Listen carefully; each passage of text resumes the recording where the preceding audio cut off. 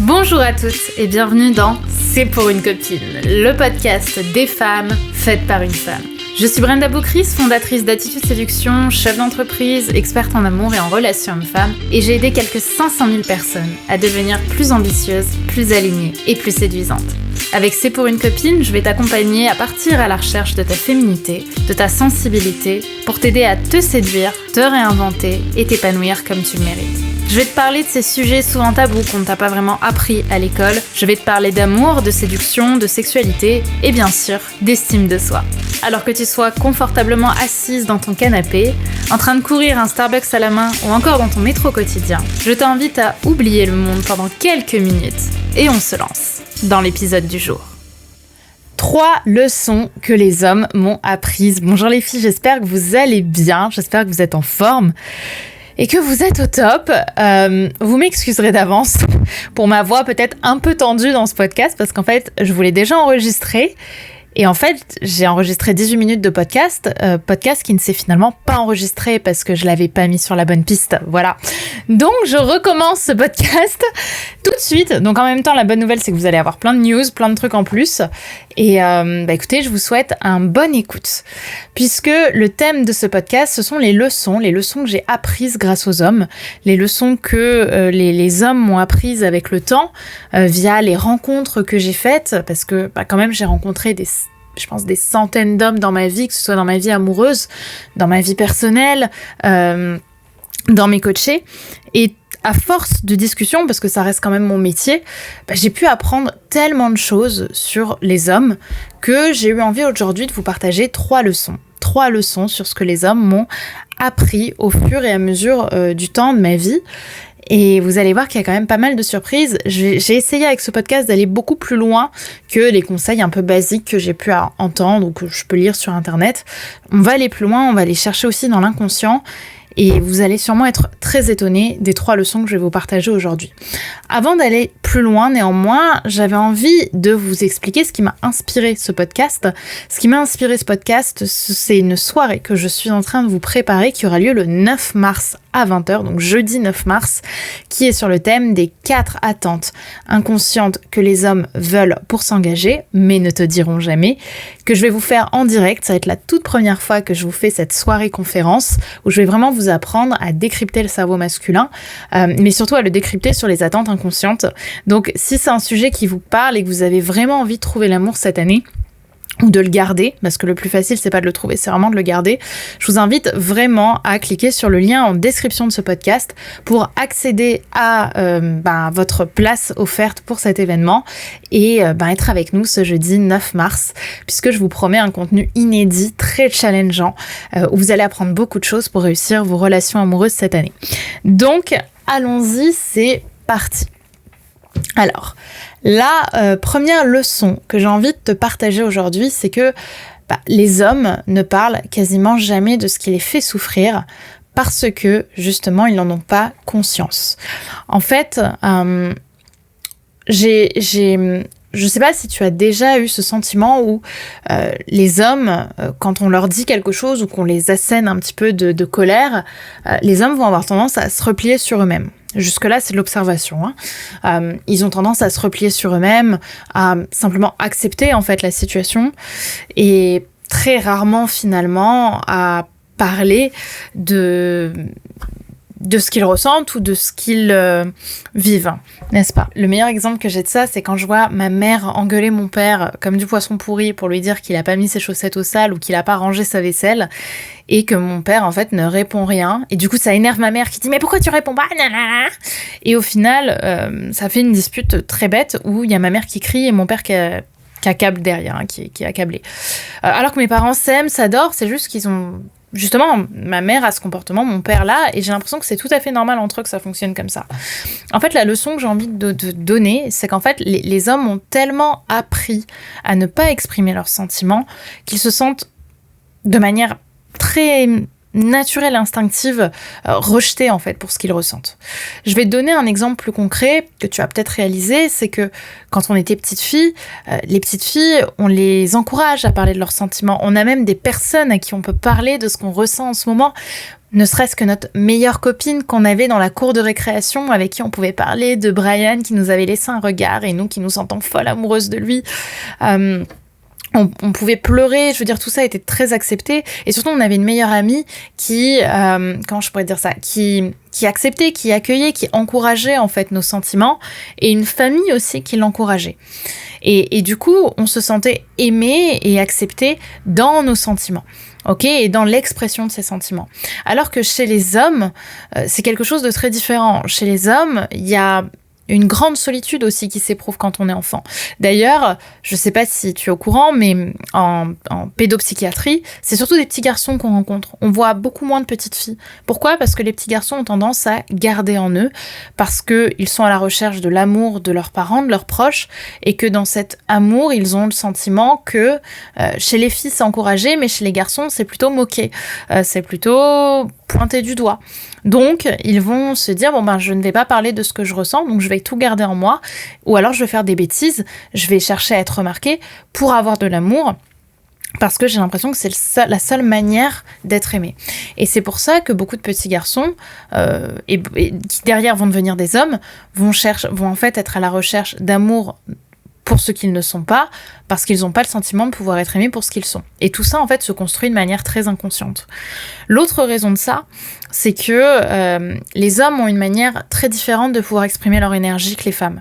En fait, nous les femmes, justement, notre force, elle est dans la parole, elle est dans le verbal. On va se sentir vachement libéré quand on va exprimer à quel point on est énervé contre quelqu'un et qu'on va l'insulter et qu'on va lui dire « mais espèce de con, pourquoi t'as pas mis tes chaussettes au sale ?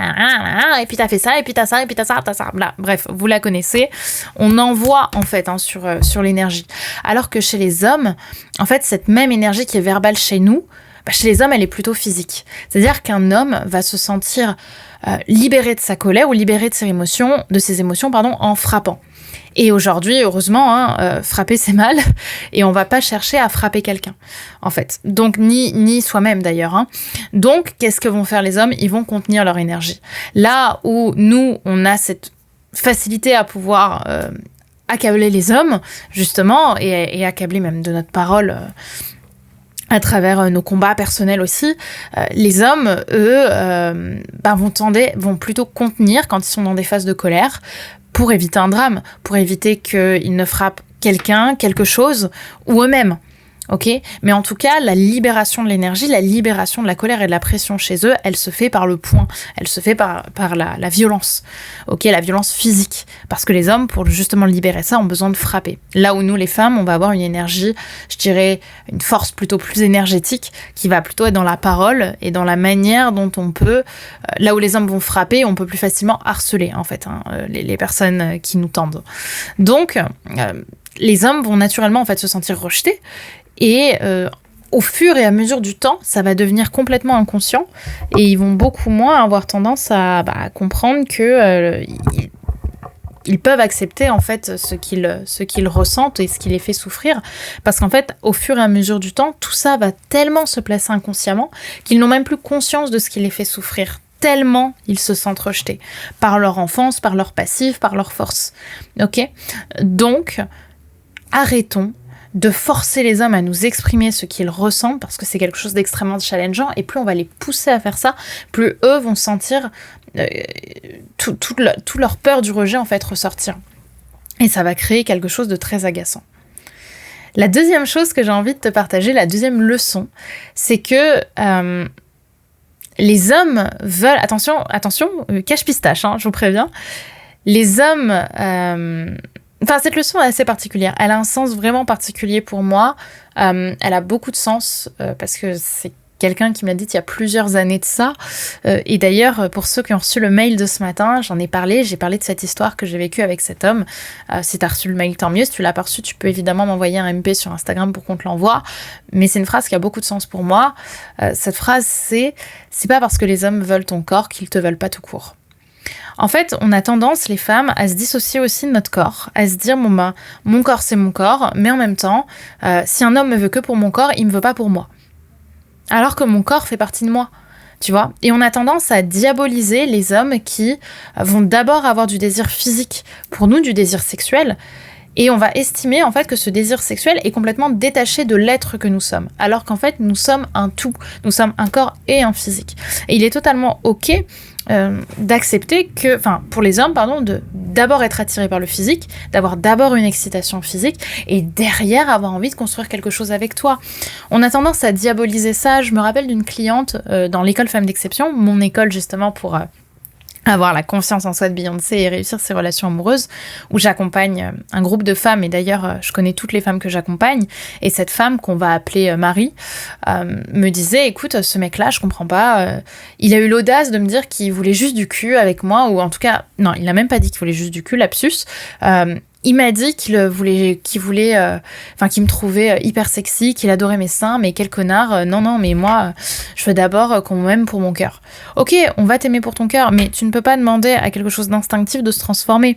Ou alors, on se plaint à ce moment-là, parce que ça aussi c'est génial, on a tendance à se plaindre du, j'ai l'impression que je l'attire pas et que je me fais friendzoner. En fait, les hommes vont d'abord, en général, être attirés par un physique, avoir les yeux qui instinctivement vont être vers le physique, et derrière, ils vont avoir envie d'apprendre à connaître. Là où chez nous, c'est vrai que c'est un peu différent. En fait, c'est ok d'attirer par ton physique, c'est ok d'attirer le désir sexuel. Ça veut pas dire que tu dois aller au bout de ce désir sexuel, mais si tu commences à diaboliser le fait que les hommes ont du désir sexuel pour toi, qu'est-ce que tu veux avoir dans ta vie amoureuse ?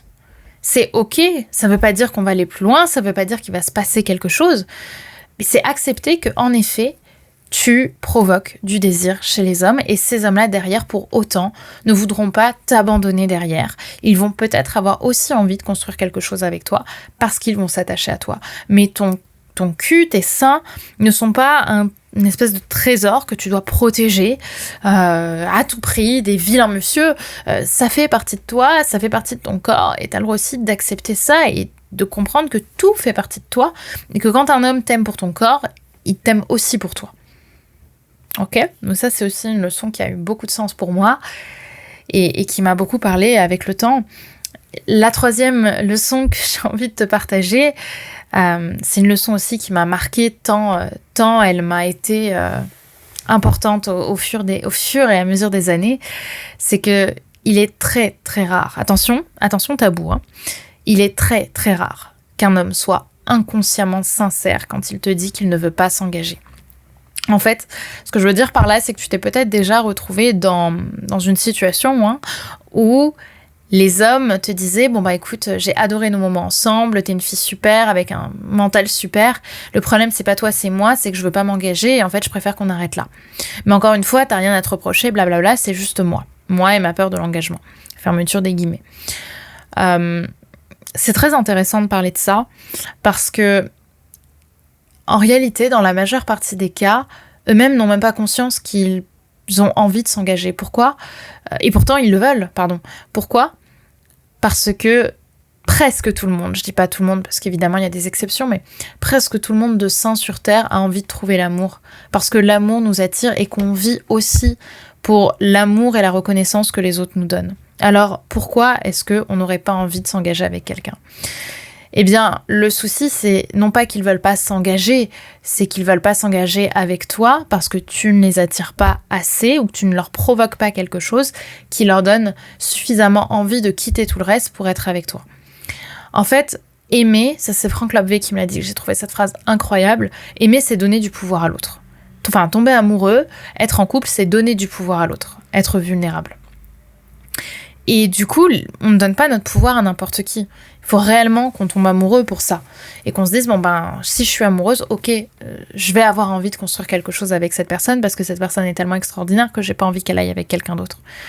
Le souci, c'est qu'ils ont souvent pas conscience de ça, mais ils ont surtout pas envie de ne pas t'avoir avec eux, en fait. Ils ont pas du tout envie de ça. Ils ont envie, eux, de construire leur relation. Eux, ils n'ont pas du tout envie que tu ailles avec quelqu'un d'autre, en fait. Donc, ils vont s'engager, en fait, naturellement, parce que ça va être fluide. Et ça, c'est le cas de beaucoup. Je veux dire, je vais donner un exemple très simple. Repense aux fois où Jason t'a dit, finalement, je veux pas m'engager, machin. Le temps passe, t'es triste. Et 2 mois, 3 mois plus tard, ou peut-être 4 mois plus tard, tu te rends compte qu'il est en couple avec une autre fille. Et là, tu te dis, purée, mais il voulait pas s'engager, qu'est-ce qui s'est passé? Et tu te remets en question. Oui, mais en fait, c'est pas qu'il voulait pas s'engager, c'est qu'en réalité, les hommes tombent amoureux par accident. C'est quelque chose que je dis beaucoup. C'est pas une volonté. Nous, c'est beaucoup plus féminin d'avoir cette volonté de co-construire. Parce que justement, on a envie de se projeter dans l'avenir, le futur, les enfants, etc. Alors que les hommes sont beaucoup plus fluides par rapport à ça. Ils n'ont pas d'horloge biologique non plus. Ils sont pas dans cette urgence, donc ils ont plus envie de faire un petit peu leur petite vie. Et bim, un jour, ils vont tomber amoureux et c'est là où ils vont avoir envie de s'engager. Donc quand ils disent qu'ils ne veulent pas s'engager, et encore une fois, je mets des guillemets parce qu'il y a quand même des exceptions, notamment quand il y a eu des traumas récents, mais sinon, tout le monde a envie d'être accompagné dans sa quête de l'amour. Ok ? Donc, où est-ce que ça nous emmène tout ça ? Ça nous emmène en fait à comprendre que entre ce qu'un homme dit et ce qu'un homme fait, et ce qu'un homme ressent, il y a un monde. Il y a un monde dont eux-mêmes n'ont pas conscience parce qu'ils sont pas forcément malveillants quand ils disent ça. Alors qu'est-ce qui se passe ? Il se passe que les hommes ont des attentes inconscientes. Les hommes vont avoir des attentes, des volontés qui sont différentes de ce qu'ils te disent. Parce que, encore une fois, si on savait tout ce qui nous crée de l'attirance, crois-moi que la vie serait plus simple et qu'on serait tous en couple aujourd'hui.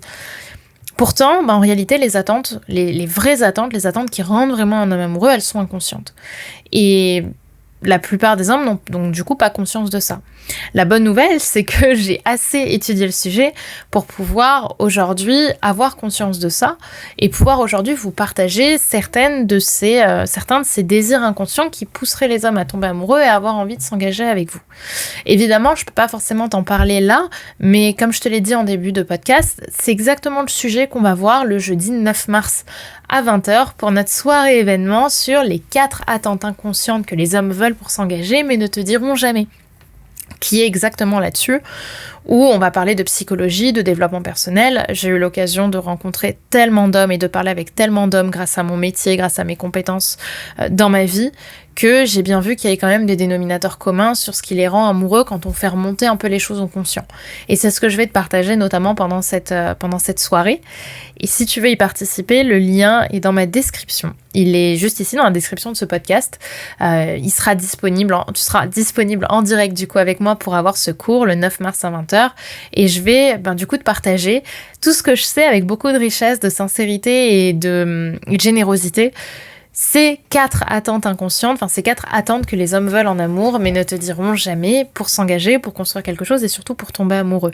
Donc si ça t'intéresse, je t'invite à cliquer sur le lien de ce podcast, dans la description de ce podcast, pour t'inscrire à cette conférence et tu recevras d'ailleurs ta confirmation par mail et tu seras avec nous, tu recevras ton lien de connexion pour le jour J. Donc voilà ce que j'avais envie de te partager dans ce podcast qui était quand même assez concret sur les choses. J'espère qu'il t'a aidé aussi à voir les hommes d'une manière différente. Ces leçons m'ont tellement challengée dans ma vie. J'ai fait tellement de belles rencontres, tellement d'hommes extraordinaires. J'ai eu la chance vraiment de fréquenter tellement d'hommes, de rencontrer tellement d'hommes, de parler avec tellement d'hommes, de créer des liens précieux et hyper vulnérables avec tellement d'hommes que je pense qu'il est temps de vous en partager un petit peu et de vous faire profiter aussi de mes années d'expérience. Et tout ça, ça sera notamment le 9 mars. Donc, je t'invite vraiment à être là. En cliquant sur le lien dans la description, tu auras aussi accès au programme. Donc, n'hésite pas à le faire tout de suite. Nous, on se retrouve du coup jeudi pour notre conférence. Et écoute, d'ici là, n'hésite pas à me laisser un petit commentaire et n'hésite pas non plus à noter le podcast de la note de ton choix si tu souhaites justement m'encourager. Et moi, écoute, je t'embrasse et je te dis à jeudi pour notre événement. Gros bisous. Et voilà, c'est déjà la fin de cet épisode, de notre épisode du jour. J'espère qu'il t'aura plu et qu'il t'aura séduite. Si tu aimes ce podcast, n'oublie pas que la meilleure façon de me le dire, c'est d'y mettre 5 étoiles, de le recommander autour de toi et de me partager tes jolis commentaires. Ça me fait toujours énormément plaisir de pouvoir vous lire et de pouvoir voir un petit peu à quel point tout cela fait sens pour vous, fait sens pour toi. Je te remercie d'avoir regardé ce podcast. N'oublie pas de t'abonner si ce n'est pas déjà fait puisque je vais t'en publier très prochainement. Donc je te dis à très vite pour un prochain épisode et n'oublie pas que tout ça, c'était juste pour une copine.